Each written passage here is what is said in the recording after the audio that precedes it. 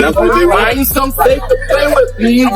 What? No. Find some safe to play with. The internet is once again unsettled. A private video involving Lil Wayne and Birdman, never intended for public view, has surfaced, followed by warnings that more footage may exist. What was once framed as a bond between mentor and protege now appears fractured, its silence carrying more weight than any public statement. The relationship that shaped a generation of hip-hop is no longer speaking for itself, and the absence of clarity has invited speculation, unease, and restraint in equal measure. To understand how it reached this point, it requires returning to the beginning. Brian Williams, known to the world as Birdman, was 14 years old and already wealthy. In New Orleans, that reality carried an unspoken meaning. The money did not arrive through institutions or inheritance. It preceded the music. Before Cash Money Records, before rap became a public identity, his name carried consequence in a city where reputation was a form of protection. People knew it. Parents knew it. Lil Wayne's mother knew it. She had gone to school with Birdman and watched, from a distance, a teenager accumulate resources that most adults never would. When her son spoke about joining Cash Money, fear followed. Not because she misunderstood success, but because she understood its cost. Cash Money Records was founded in 1991 by Birdman and his brother Slim. It grew locally, then rapidly, guided by a model that prioritized control, over music, over contracts, over ownership. The label's rise culminated in a major distribution deal that transformed it into a national force while preserving internal authority over its catalog and finances. The structure was efficient. It was also rigid. Decisions about payment, timing, and access flowed from the top, and those dynamics would later define much of the conflict surrounding the label. Dwayne Michael Carter Jr. entered this environment as a child. Around 9 years old when he met Birdman, Wayne arrived without a father figure in his life. Birdman did not simply sign him, he took him in. The investment was personal and total. Roles overlapped: guardian, mentor, manager, employer, until there was no clear boundary between care and control. Wayne was placed into groups designed to sharpen his skills while exposing him early to the machinery of the industry. By the time he released his first solo album at 17, the preparation had worked. The success validated the system and strengthened the bond at its center. Years later, Birdman would acknowledge early mistakes, describing a period of inexperience and misjudgment. His words carried both defense and admission. He spoke of clearing debts, repairing damage, and protecting his name. Yet beneath those claims was a quieter truth he did not avoid: without Lil Wayne, the empire would not exist. Wayne's talent, discipline, and endurance turned a regional operation into a global force. The unresolved question, never fully answered, was whether that contribution was ever matched with proportional freedom or reward. The height of their partnership defined an era. Wayne's work reshaped commercial hip-hop, attracting new artists and unprecedented revenue. Publicly, the father-son narrative remained intact. They appeared together, collaborated, and presented unity. But images from that time, gestures meant to signal closeness, later became sources of discomfort and debate. Birdman explained them as expressions shaped by a life where every farewell carried uncertainty. Some accepted that explanation. Others did not. The meaning remains unsettled. In 2009, a documentary offered an intimate look at Wayne's life and creativity. It also introduced a moment that would linger uncomfortably in the public record. Wayne spoke, without apparent hesitation, about a sexual experience from childhood that occurred in the presence of adults. He described it plainly, without framing it as harm, yet the context raised questions that have never fully receded. The film did not answer those questions. It simply left them there, suspended. What remains is not a clear verdict, but a lasting tension. A relationship built on opportunity and dependence. A legacy shaped by loyalty and silence. And a history that continues to surface in fragments, asking the same quiet question: where does mentorship end, and control begin? He spoke about the incident without visible hesitation, describing it as something he did not resist and saying he never sought legal action. Laughter from others in the room, captured in the retelling, lingered in the background. Years later, Wayne revisited the moment publicly, acknowledging that despite how he had once framed it, the experience carried an emotional cost he did not fully understand at the time. The footage has since become one of the most frequently cited points in discussions about the nature of his upbringing inside the industry, not because of what is explicitly stated, but because of what it quietly implies. Commentators have returned to that moment again and again, raising concerns about the environments a child was exposed to and the presence of adults who held power over him. Wayne approved the documentary's release, but reports suggest he later questioned whether that revelation should have been included at all. Once made public, it could not be taken back. It remains suspended in the record, unresolved, and deeply uncomfortable. Other accounts, never formally substantiated, have circulated over the years. Former associates have suggested that Wayne was introduced early to adult risks, elements of street life and industry culture that carried consequences far beyond music. These stories tend to surface most prominently during moments of conflict, often amplified online, where short clips and fragments of testimony are presented as proof of a larger pattern. Together, they have fueled a broader conversation about influence, control, and the vulnerability of young artists placed inside systems they did not design. Those concerns eventually merged with financial disputes that could no longer be kept private. Critics argue that Birdman's role as both guardian and gatekeeper shaped Wayne's access to money, opportunity, and autonomy in ways that blurred protection with dependence. Defenders respond that he provided structure, resources, and a path out of circumstances that offered few alternatives. Both positions exist side by side, neither fully resolving the tension at the center of their relationship. Wayne himself has rarely leaned into accusation. When asked to reflect, he has spoken carefully, suggesting that the scale of what was being managed may have exceeded the capacity of just two men. His words acknowledge missteps without assigning intent, placing responsibility within the limits of structure rather than malice. It is a generous reading, one that not everyone is willing to accept, particularly as new footage and old grievances continue to resurface. The scrutiny does not stop with Wayne. Former Cash Money artists have described similar frustrations: royalties unpaid, contracts that restricted movement, careers stalled while negotiations dragged on. Some found success elsewhere, others did not. Birdman has consistently denied exploitation, emphasizing loyalty, family, and shared history, and pointing to the achievements that emerged under his watch. No criminal charges have resulted from the allegations. Still, public judgment has formed in the absence of legal resolution, shaped by repetition, timing, and the accumulation of unresolved stories. The breaking point arrived publicly in late 2014. You know who Baby was, and he's a millionaire from the streets. And in New Orleans, you know, that name way before there was rap, before there was a Cash Money Records, that name held weight. You know, my mama went to school with him. My mama was so scared for me to even be involved with him. Wow. You know what I mean? All she would say was like, boy, that boy was 14 with $1 million. And she was scared of. After years of delays, Wayne spoke out, accusing his label of holding back his work and, by extension, his voice. He did not describe creative disagreement. He described confinement. The statement carried weight because of who was saying it, a man who had grown up inside that structure, now calling it a prison. Weeks later, the conflict moved into court. The lawsuit was expansive, targeting contracts, royalties, and control. But beneath the legal language was a deeper demand: release. Wayne wanted separation, ownership, and the right to move forward without permission. In interviews that followed, he described completed work locked away, valuable yet inaccessible. It was an image that captured the entire relationship in a single frame: success achieved, freedom deferred,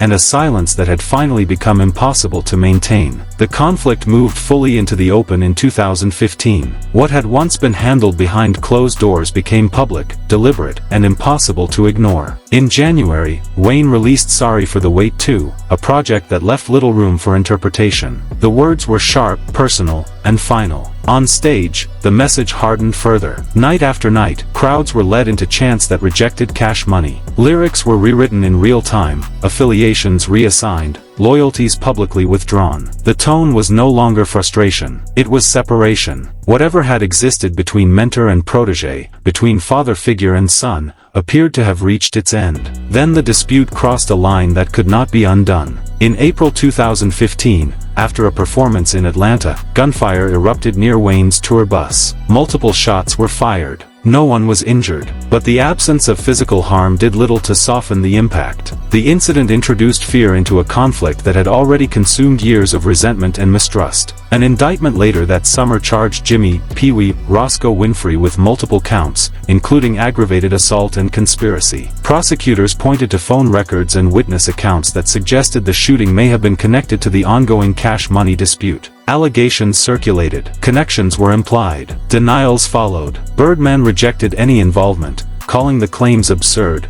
insisting that Wayne was still his son. No charges were ever filed against Birdman or Young Thug. Legally, the case stopped there. Psychologically, it did not. From that moment on, the feud could no longer be framed as a business disagreement alone. The possibility of violence changed its gravity. It introduced a silence that words, lawsuits, and music could no longer fully control. The legal war continued through 2016 and 2017, growing more complex, more entrenched. Lawsuits stacked on top of lawsuits. Birdman countersued over the release of Wayne's music. Wayne sued Universal Music Group, alleging that funds had been mishandled and obligations ignored. Court rulings forced financial disclosures that Cash Money had resisted for years, revealing internal structures that supported Wayne's claims of mismanagement. Each filing added another layer of distance between two men whose careers had once been inseparable. By the time a resolution came in June 2018, the damage had already been done. Wayne emerged with a settlement reportedly exceeding $10 million,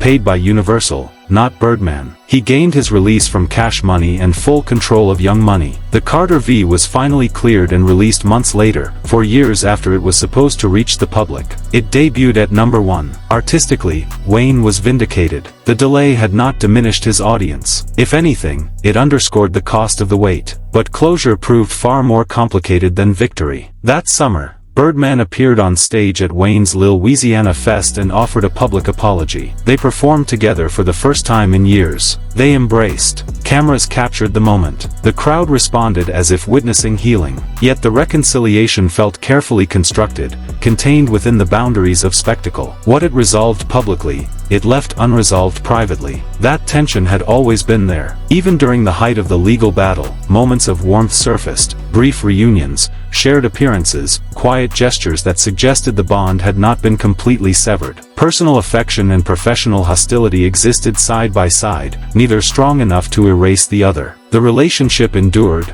but only in fragments. In the years that followed, those limits became clearer. By late 2025, Wayne was no longer formally tied to Cash Money. The business relationship that had defined both men for more than 2 decades appeared finished. What remained was personal, informal, and strained. Wayne's absence from Cash Money events became noticeable. The Hot Boys reunion tour moved forward without him at key moments. The label's 30th anniversary celebration passed without his presence. Those close to the group suggested his distance was less about open conflict and more about dynamics that no longer fit. The shift was quiet, but decisive. Wayne had moved on, even if he had not entirely walked away. Birdman, meanwhile, continued to speak in the language of loyalty and endurance. At the Versus event, he acknowledged the losses while declaring the label immortal. He spoke of soldiers lost, of a legacy that would continue regardless of departures. Yet the remarks carried contradictions. Old grievances surfaced. Turk was publicly dismissed from the stage,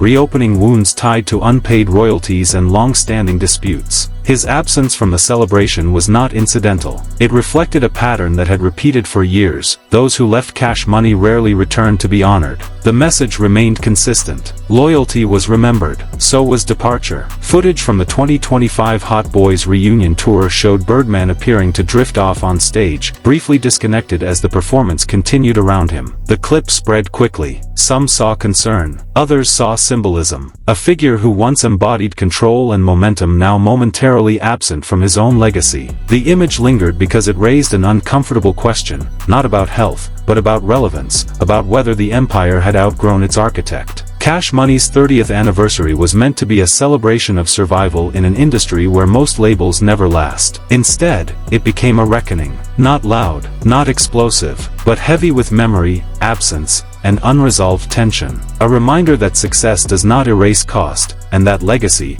once fractured, never fully returns to its original shape. As the anniversary celebrations approached, the narrative Birdman sought to preserve began to fracture under pressure from multiple directions. Did they make any mistakes back then? We're talking about artists? Talking about Baby and Slim. When now, if you were Lil Wayne's manager, you know what I'm saying? Like, if you were, did you see any missteps now that you look back? You know what I be telling my dude? I be like, man, now that I'm in charge and stuff, the things I'm in charge of, I kind of look at it like it was impossible to do what they did for just two guys.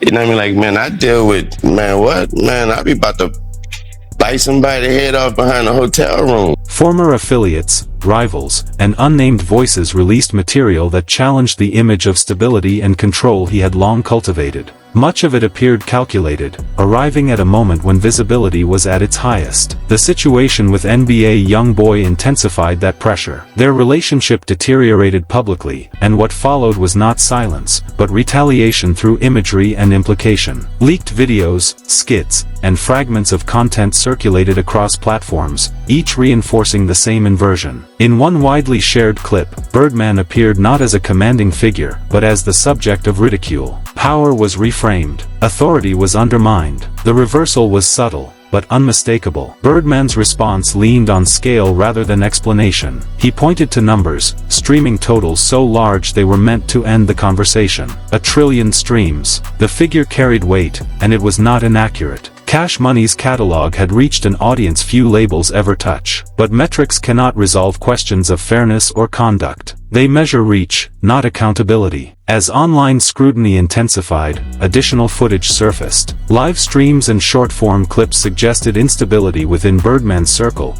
moments of distress captured and redistributed without context. Other leaks reignited long-standing rumors about his personal life, conversations he had dismissed repeatedly over the years as distractions fueled by envy. He denied them again, as he always had. Yet denial did little to stop the cycle. Once images enter circulation, they no longer belong to the subject. Against this backdrop, a quieter moment cut through the noise. In October 2025, Lil Wayne visited Birdman in the hospital. Details were scarce. The reason for the hospitalization was not publicly explained. What mattered was the visit itself. After years of lawsuits, public accusations, and irreparable seeming breaks, Wayne showed up. They reportedly spoke about the past, about music, about where things began. The gesture resisted easy interpretation. It did not erase history, nor did it confirm reconciliation. It simply revealed that the relationship had never fit clean categories of loyalty or betrayal. That complexity surfaced again during the Super Bowl halftime controversy. When the NFL passed over Wayne for the 2025 performance in New Orleans,